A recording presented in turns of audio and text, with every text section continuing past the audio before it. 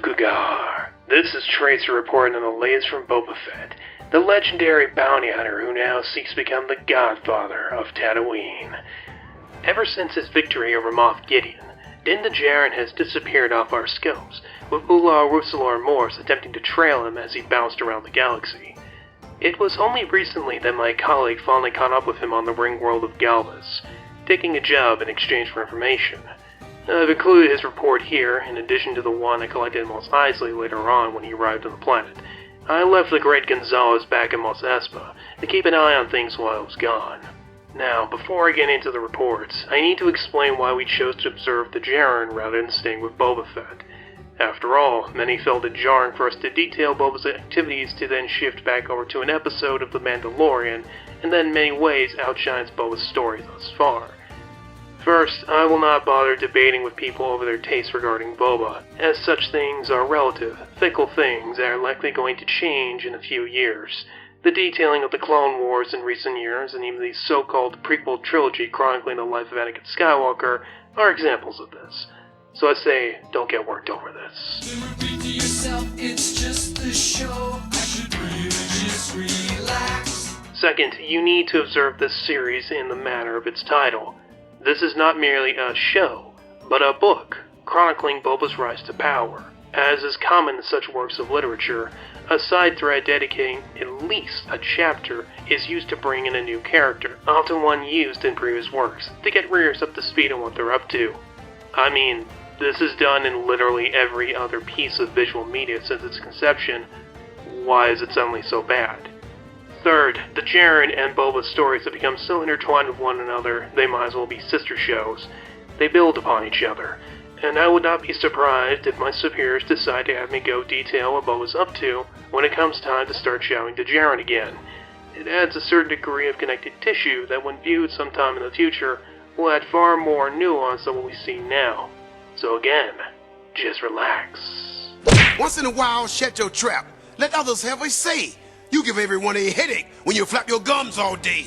Now, onto Morse's report. For months, I have trailed Din Djarin on his quest to get more money and find his clan.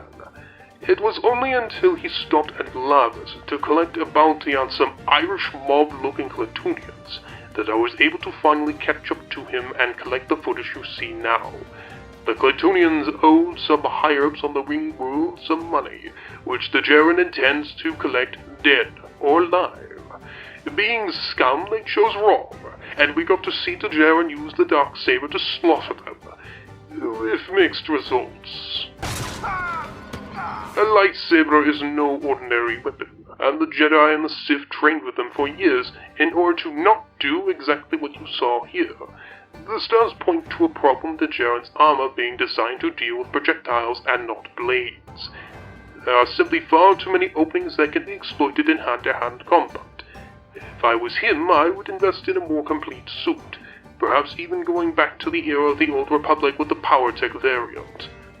This is further shown by his inability to wield it properly, citing that it is too heavy. The source of a lightsaber's power is its crystal, which is attuned to the Force in its user. Because the Djarin is conflicted by the loss of his son and his unwillingness to accept the responsibilities of owning the Darksaber, it does not respond to his commands. He is fighting the blade instead of with it, demonstrated years prior to Sabine Wren when she too only learned to use the weapon proper when she accepted her dark past and moved on from it. It is only when one is truthful to himself will power be used properly, as a certain father figure to a superhero once said. Remember, with great power comes great responsibility. After robbing off the bounty's head and getting his credits, the Djarin followed a series of hidden clues similar to the railroad of the Commonwealth to a hidden covert underneath the ring world of Galvez. This ring world has drawn comparisons to the halo constructs of the Milky Way, though I personally find it reminiscent of the O'Neill ring design of the Crescentia spaceport, complete with it being a port and a city. Such rings are often designed to encircle stars, though this might have been long since moved from its celestial body. It is here in the Underhives that the Djarin discovers the two sole survivors of his tribe, the Armorer and Baz Vizsla. After tending to his wounds, the armor explained the history of the Dark Saber, but most importantly, its relation to Bo-Katan of Clan Kryze. The saber must be won in combat, lest it draw misfortune and destruction to the nation that holds it. In the case of Bo-Katan, her rule began with Sabine of Clan Ren gifting to her as kin, but ended with the annihilation of Mandalore by the Empire. I dug up historical footage of this occasion, demonstrating first the sprawling cities beyond just the dome structure of the capital, and their atomic destruction via the Empire. Whether this was done via the squadrons of TIE bombers, or with a base Delta Zero of an orbiting fleet, we are not certain. In the aftermath, legions of KX security droids were utilized to mop up the survivors, both tactics taken directly from the playbook of the murderous artificial intelligence known as Skynet, which utilized nuclear weapons to bring the denizens of its world to the Stone Age while mopping them up with their Terminator machines. The Armorer's clan survived only by being on the moon of Concordia, and had been on the run ever since, with the Empire responding to any uprising of Mandalorians with the use of weapons of mass destruction.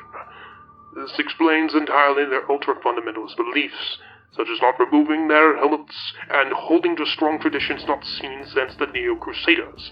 It was Bo-Katan's rule that saw the final end of Mandalore, with many seeing it as merely an extension of her sister's ineffectual rule that saw it submit to the Old Republic, criminals, and terrorists. It is this belief that saw the armorer melt down the Beskar spear, citing that Mandalorians use Beskar for armor only, as such a weapon could pierce Mandalore armor. This could be compared to only adamantium being able to penetrate adamantium. But one should consider that the armor's tools are also made from Beskar, and very much are used as weapons. Regardless of this hypocrisy, the Jaren requested the metal be used to make chainmail for Grogu, which, when combined with later events, does point to him knowing where he is. This does add insight into a change that Luke is already making with his new order. The armorer cited that Jedi suppress their emotions and avoid attachments, opposite of Mandalorian values of family and loyalty, yet Luke clearly is going to allow the Jedi to see his son. Already, the last true Jedi is taking on aspects of other cultures that best suit his needs. Ironically, an aspect of the Jedi Code of Honor can be seen shortly thereafter, as Paz Vizsla attempts to take the Darksaber via the rite of combat. He and the Jaren move their jetpacks in a manner similar to how Jedi and Sith do their robes. This engagement likewise is similar to that of the Scottish Highlanders, with the Jaren essentially using a claymore, and Vizsla, Tarj, and Dirk fighting each other until submission. Interestingly, even Vizsla was unable to utilize the Darksaber any better than the Jaren, once more pointing to the imbalance of his soul. No doubt his pride in his clan is one complicated by the immorality of Deathwatch and their lack of honor, when he himself takes pride in his near-religious reverence of honor. Regardless, the Jaren defeats him in combat, forced then to admit that he has forgone their ways and has revealed his face to outsiders. The armorer then exiles him from her tribe, stating that he must go to the living waters of Mandalore and bathe in them to redeem himself. It is here that the Jaren must come to terms that he cannot go back to the life he had before Grogu. He and his son are of the Mudhorn tribe, and he must embrace this or perish. He then gets a call to return to Tatooine, where he is forced to bear the indignities of removing his weapons before boarding a commercial flight. Even a religion is a distant second to social normality, sadly.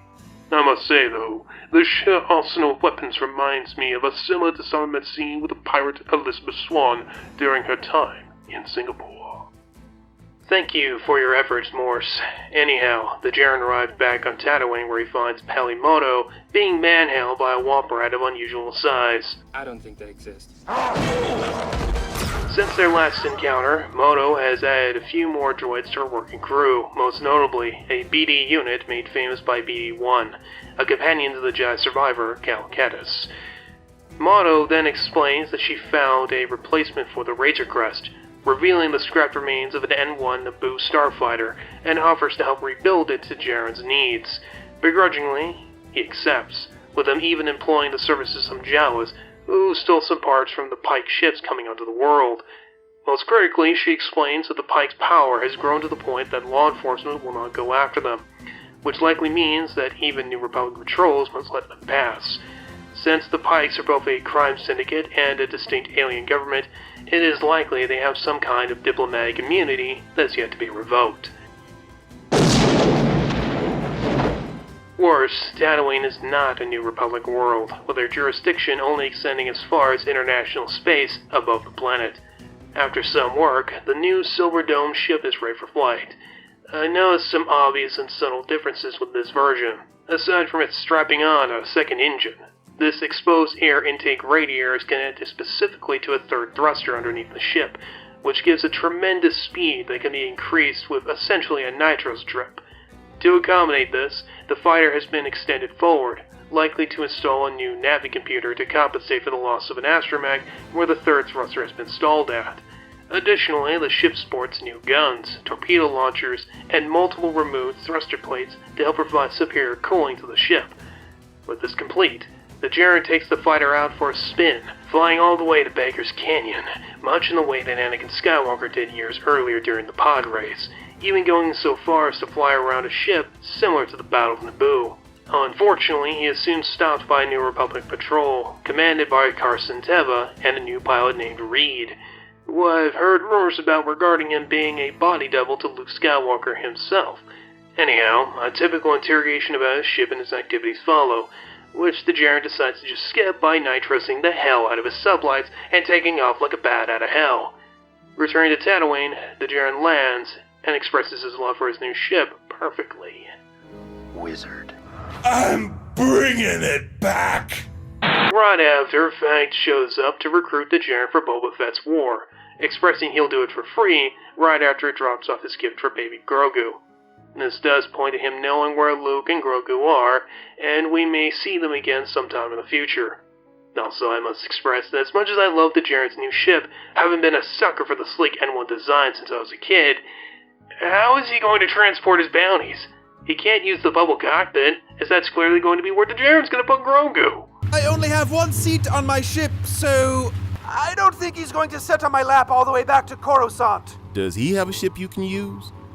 Do you mind if we take your ship? I'm not gonna let you use my ship. Could you guys maybe just send a larger ship? No. With that, I conclude this report and await further events. Retorche me, VOD, out.